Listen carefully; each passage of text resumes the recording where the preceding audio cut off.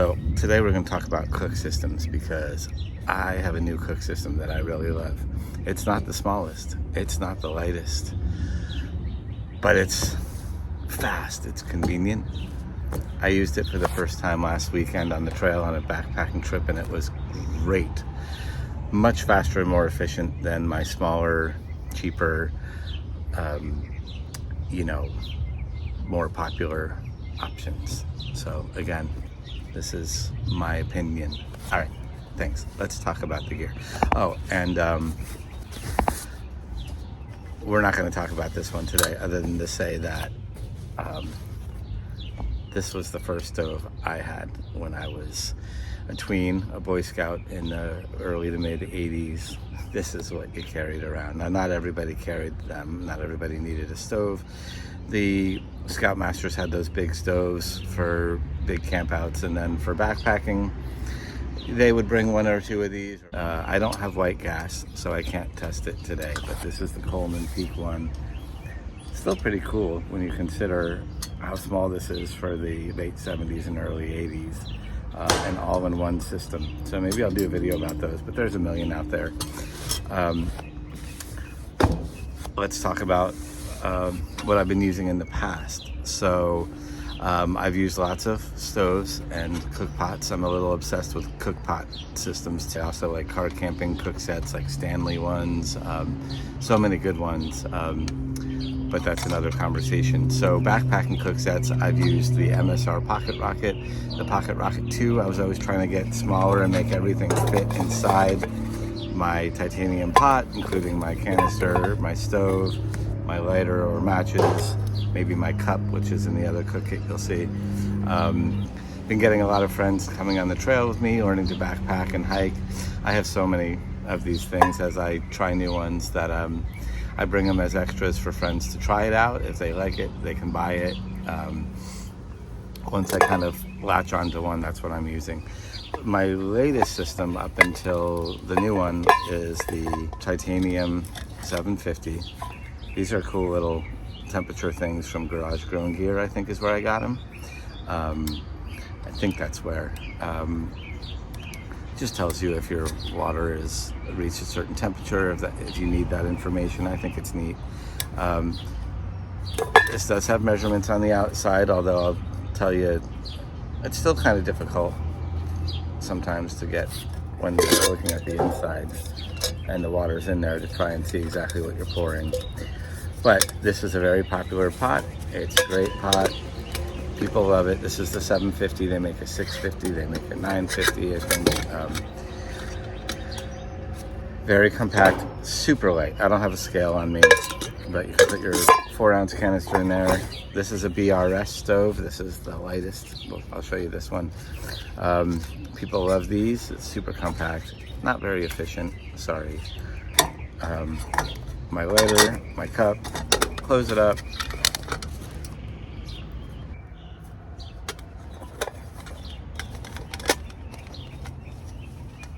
Okay, so that's your little Tokes kit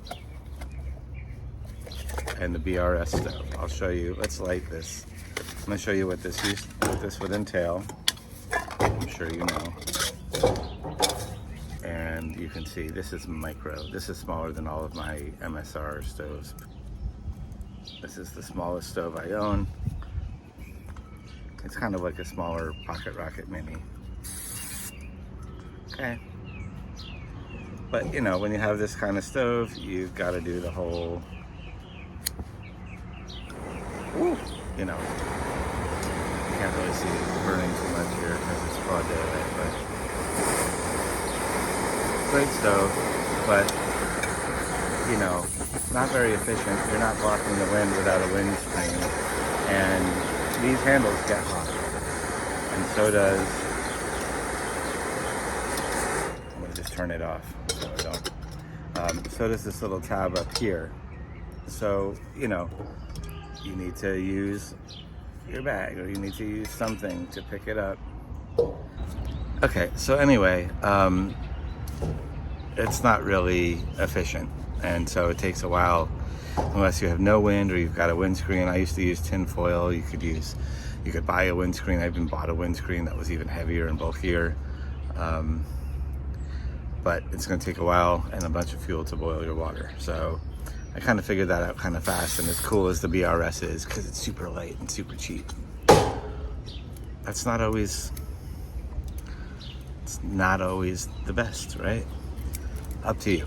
We all got to carry this on our back, but the fuel costs money too. So okay, so now we're gonna go to the kit I really like now, and the GSI one that I sold to my friend 5G also has some of these features, like the rubber handle right there, right away. You're not doing this. You're not having to worry about burning your hand. You're not worried about burning your hand with this either. This is the Fire Maple petrol cook pot, and I bought the stove as well that matches. You'll see it. I'm blanking on the name. I'll put it in the description. But it's the Fire Maple stove.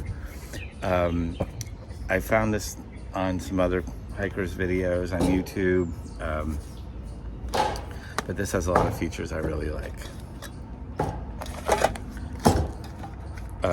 On my camping trip last weekend, granted I was only boiling like less than a cup of water for my meal and then for my coffee, but in either case it took less than 90 seconds, and that was when I had it not all the way up because it was windy.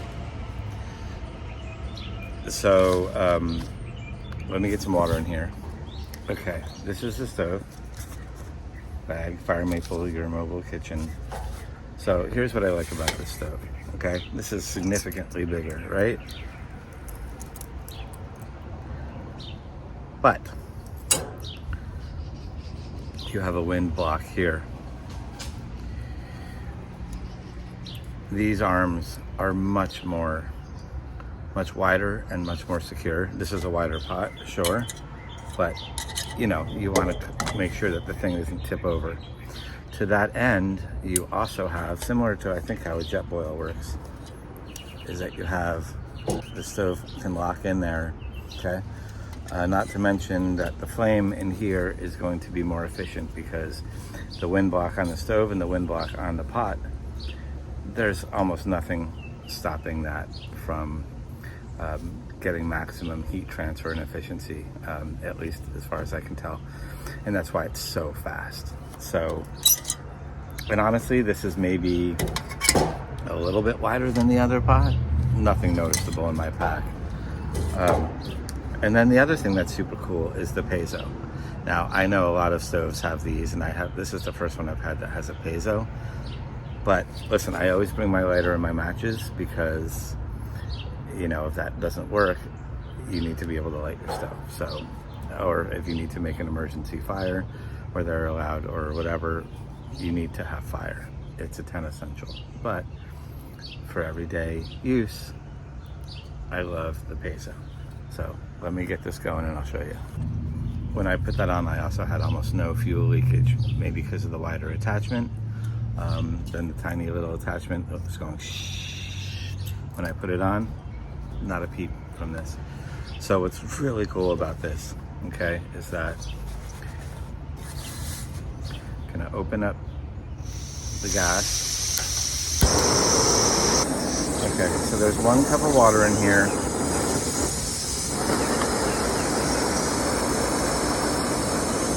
Let's see how fast this gets to a rolling boil, shall we?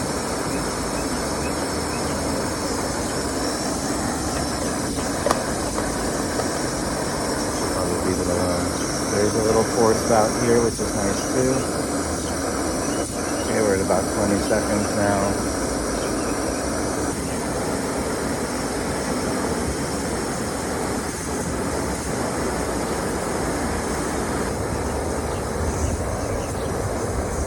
There you go. Rolling boil, 1 minute.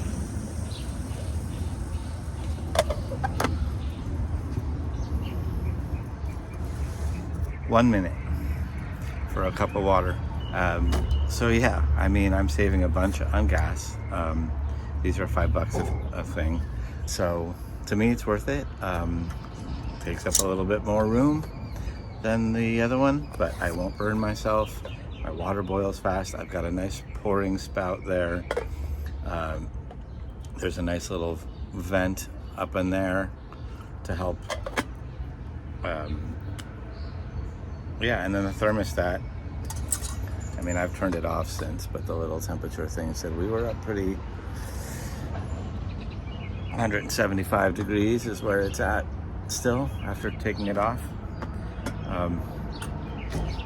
Yeah, so I never bought a jet boil. I thought they were too bulky.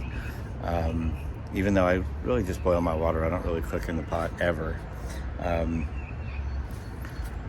Yeah, so again, not an endorsement officially. I get no money for this, but I think this is awesome. It's super fast. It's super efficient. You never have to worry about wasted fuel or heat energy. I can have a cup in here. I can have a bigger cup. Everything fits in there and has a nice little bag like the rest of them. So yeah. So again, whatever works for you, whatever you like, whatever makes you feel good about your purchase and about your experience. But anyway, check out this brand. Really cool. I've been having fun with some of the newer, lesser known brands. My new 850 fill quilt is not from one of the big brands that